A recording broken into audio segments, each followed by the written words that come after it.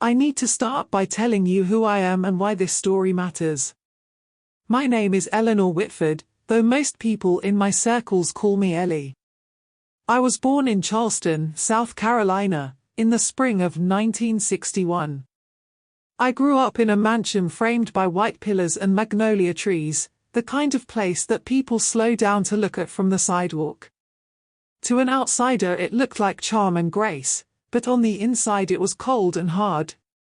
My father was an Episcopalian man of business, strict to the bone, and my mother was a distant woman who hid her loneliness behind dinner parties and fine china.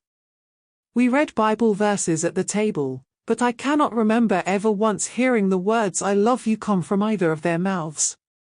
As a child I carried that hunger for truth with me. I was the girl who wanted to know why people said one thing and lived another way. That hunger became the engine of my life. By the time I was 29, I had already walked away from the polished Charleston society that was supposed to be my future. I took the inheritance I had and turned it into a career that fit my restless nature. I became a private investigator, but not the kind you see in paperbacks with whiskey in a desk drawer. I dealt with billion-dollar fraud cases, missing heirs, stolen inheritances, corporate corruption. I was the woman called when lawyers, banks, or even royals did not know who else to trust. My work gave me wealth beyond anything I had imagined, but it also carved into me a deep skepticism. I saw pastors who preached about holiness while they stole from the collection plate. I saw politicians who quoted scripture with their mouths and signed bribes with their hands. I saw families who praised God on Sunday and abused each other behind closed doors. I began to look at religion as a mask people wore to cover their greed. By the time I reached 50, I told people I was spiritual but not religious, and even those words were just a way of excusing the fact that I rarely prayed and never trusted in anything higher than my own judgment. For years I lived in Jackson Hole, Wyoming, on a wide stretch of land that backed up into the mountains. It was a place of silence where I could shut out the noise of the world. From the outside I looked like I had everything a person could want. A fortune, a reputation for solving impossible cases, freedom to travel where I pleased. But on the inside I felt something hollow, like I was chasing shadows. I told myself it was only exhaustion, that the life I had built was enough. All of that came to an end on September 12, 2023. That was the day I traveled to Iceland for a case, the day I walked into a volcanic chamber, and the day I died. What I saw beyond death was nothing like the stories I had heard as a child in Charleston. It was fire, darkness, and a message that shook me so deep I will never be the same. I had traveled to Iceland chasing whispers of hidden accounts and offshore banking trails that led back to American corporations. My contact insisted we meet near the Renukajiga volcano, a sleeping giant with an open chamber tourists sometimes rappel into. At first I thought it was madness to meet in such a place, but something in me was curious. I had built my career on stepping into places where others would never dare. The descent was strange and almost beautiful. The walls of the chamber glowed with colors left by lava that had once flowed like rivers. The air was damp, heavy with the smell of stone and earth. I was halfway down the steel platform when it happened. A tremor rolled through the chamber, deep and violent. The ground groaned like it was waking from centuries of sleep. The steel beneath me twisted with a sound I will never forget, and then it gave way. I fell into the darkness. Heat rose around me, steam burned my lungs, and I felt my body strike the rock. My ribs shattered, my vision blurred, and the last thought I had before losing everything was simple and terrifying: so this is how it ends. Am I falling into hell itself? When I opened my eyes, there was no hospital light, no sound of sirens, no human voices calling my name. I was surrounded by a darkness so heavy it felt alive. It pressed against my skin, thick and suffocating, as if the air itself had weight. At first I thought I was still buried under the rock, waiting for rescuers, but then I realized there was no rock, no chamber, no rope, nothing that belonged to this world. I was moving, though my body felt broken. It was not falling like gravity, more like being drawn downward through a tunnel without end.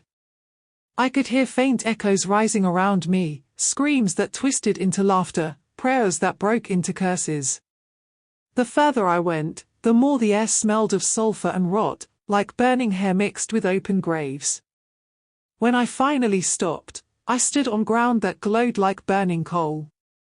The sky above me was not a sky at all, but a ceiling of fire that churned like a storm. Shapes moved within it, distorted and writhing, as if faces were trying to break through. The heat clawed at me, yet I did not burn. I felt every fear in me come alive at once. Then I saw them. People, if you could still call them that. Men and women from every walk of life, some in tattered suits, some in rags, some naked and covered in sores.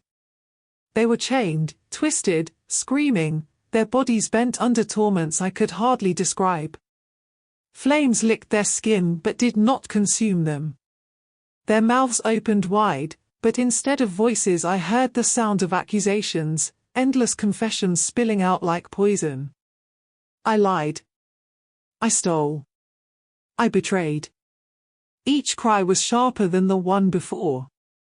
One man turned his face toward me, and to my horror I recognized him. Years ago I had investigated his firm for laundering money through false charities. He had stood before cameras smiling, shaking hands, quoting scripture as if it were a shield. Now his eyes were hollow pits, his tongue swollen, and around his neck hung papers that burned and reformed endlessly with the words of his own lies. I wanted to run, but there was nowhere to run.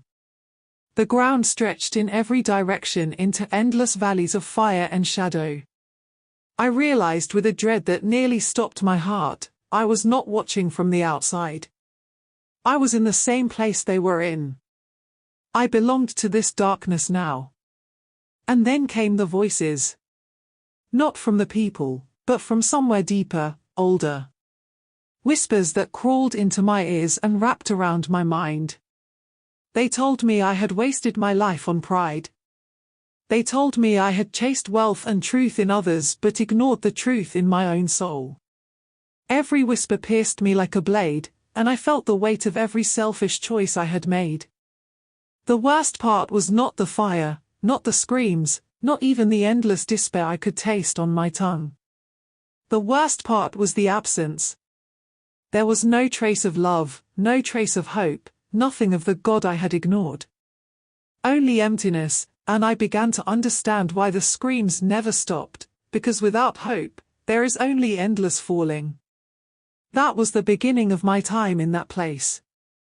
I did not yet know that someone would appear in the fire, someone I had never expected to see, and that his words would pierce me more deeply than any flame. The longer I remained in that place, the more time lost all meaning. Seconds could have been hours, hours could have been years. Every scream blended into the next until it felt like the air itself was made of sorrow.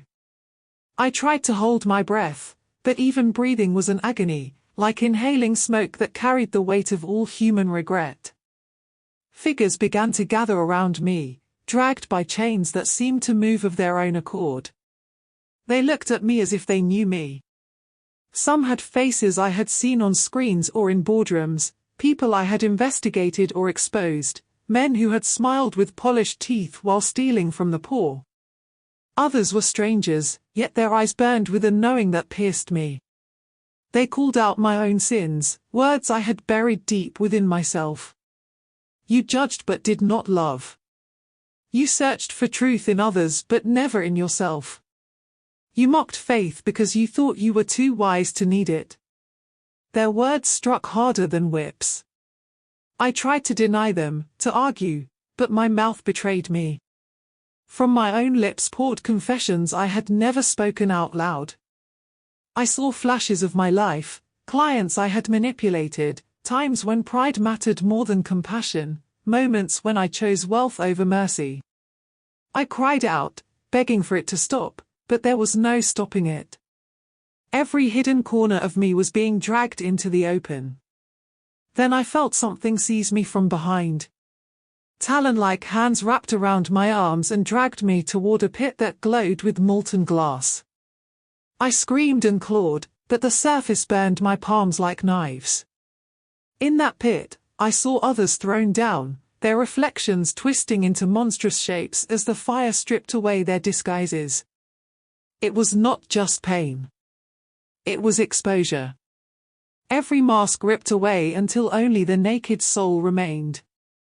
I was thrown to the edge, and as I stared into that burning abyss, I thought, this is it. This is where hope ends. But then, in the roar of flames, everything grew still. The screams faded into silence. The fire dimmed into a glowing red haze. And out of the haze, a figure emerged. At first I thought my mind was mocking me, playing tricks with a familiar face. But as he came closer, I knew who it was. Robert Redford. Not as the young man from films, not even as the older statesman I had seen in interviews, but as something beyond either. His presence glowed with a light not of this world, yet it was not the tender light of heaven. It was a fierce, revealing light, the kind that strips illusions away. I wanted to ask why him, why here, but I could not move my lips. He looked at me with eyes that were both sorrowful and stern, and when he spoke, his voice thundered through that entire realm. Listen. You were not brought here by accident. You must hear what is to come. 2026 will not be like 2025. The veil will tear. The nation you call home will see itself exposed. Leaders will be unmasked. Churches will tremble. Families will turn against one another. America will never be the same. His words echoed like bells of judgment. My chest shook with the force of them. I wanted to deny it, to pretend it was a dream, but deep in my spirit I knew it was truth. He stepped closer, and the fire bent away from him as if in obedience. You chased truth in shadows. Now you must carry what you have seen. If you remain silent, the blood will be on your hands. If you speak, the burden will be heavy, but the light will follow. I fell to my knees, tears burning my cheeks, though I could not tell if they were from sorrow or from the heat. I don't want this, I whispered. I am not holy. I am not worthy. I don't even know if I believe. Robert's gaze softened, though his words remained heavy. None are worthy. But truth does not wait for the worthy. It waits for the willing. Remember this, the greatest danger is not fire, but forgetfulness. The moment he finished, the silence broke. The screams rushed back like a tidal wave. The demons pulled at me again, dragging me toward the pit. My own confessions poured from me until I thought I would drown in them. I cried out, not to Robert, not even to myself, but to someone I had ignored all my life, Jesus, help me. And that cry, that single name, cracked the darkness like glass shattering. A light began to pierce through, and I felt the fire recoil. That was the moment everything began to change, the moment I cried his name, everything shifted. The fire that had clung to me like a living creature shrank back as though it had heard a command. The demons that dragged me froze, their claws trembling, their faces twisted with something I had not seen in them before, fear. Out of the pit of endless burning, a light pierced the darkness, brighter than any sun, yet gentle, as if it knew my brokenness. Then I saw him. Not a figure painted in stained glass, not the distant Savior I had doubted as a child, but Jesus himself, radiant and alive. His eyes looked straight into me, and for the first time I felt seen without disguise. All the pride, all the arrogance, all the walls I had built collapsed in his gaze. I expected condemnation, but instead I felt love so vast it shattered me. He reached toward me, and though I had no strength left to rise, I felt myself lifted. The fire no longer touched me. The screams dimmed. My own confessions silenced. In his presence, I knew that the truth Robert Redford had spoken was not meant to destroy me but to awaken me. I wanted to ask him why I was shown such horror, why he allowed me to taste despair, but no words would leave my lips. Instead he spoke into my spirit without sound. You were blind. Now you must see. You were silent. Now you must speak. Fear not, for I am with you. Tears flowed freely down my face. I had lived 62 years without ever trusting him, and in a single instant his presence became more real than all the years I had wasted. The light grew stronger until the fire was gone and I felt myself pulled upward, leaving the realm of torment behind. I thought I would never open my eyes again, but when I did, I was lying in a hospital bed in Reykjavik, scars burning on my skin, breath rasping in my lungs. I had returned, but I was not the same. Waking up in that hospital bed felt like being trapped between two worlds. My body was alive but broken, every breath a reminder that I had been pulled back from a place where no one returns willingly. The doctors spoke in calm tones, telling me I was lucky, but luck had nothing to do with it. I knew I had seen hell. I knew I had heard prophecy. And I knew Jesus had lifted me out. Yet the struggle began the moment I opened my eyes. Doubt whispered in my ear. Was it real or only the last flicker of a dying brain? My old habits wanted to push it away, to bury it under reason and pride.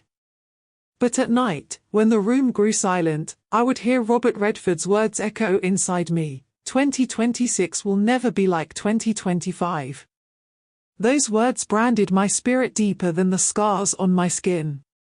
I could not escape them, and I could not deny him any longer. When I left the hospital, I knew I could not return to the same life. The estates, the clients, the endless pursuit of hidden scandals, it all felt hollow. My money was still there, but now it felt like a tool, not a trophy. I began quietly funding churches, shelters, and small prayer gatherings, always without attaching my name.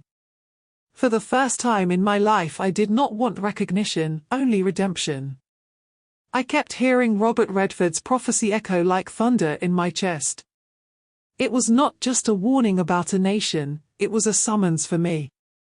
I understood that truth was no longer something to investigate in others but something I had to live myself. I started writing under an alias, telling parts of my story to help others see what I had seen. Each word felt like a step into a new path. This was my new quest, not wealth, not exposure of lies, but to speak light into the shadows and prepare hearts for what is coming. I look back now and see a life built on shadows. I had wealth, respect, and power, but none of it could save me when the ground broke beneath my feet. What saved me was not my strength, not my knowledge, but the mercy of Jesus and the truth carried in a prophecy I will never forget. Robert Redford's words remain etched into my spirit. The veil will tear. America will never be the same after 2026. I cannot say what form it will take, but I know it will be a shaking that no one can ignore. My task is not to predict details but to prepare hearts. I am no longer the skeptic who mocked faith. I am a witness. I was dragged into fire and pulled into light. I carry scars on my body and a warning in my soul. My beginning is no longer Charleston society or wealth in Wyoming. My beginning is now, a life lived not for pride, but for truth that cannot be hidden.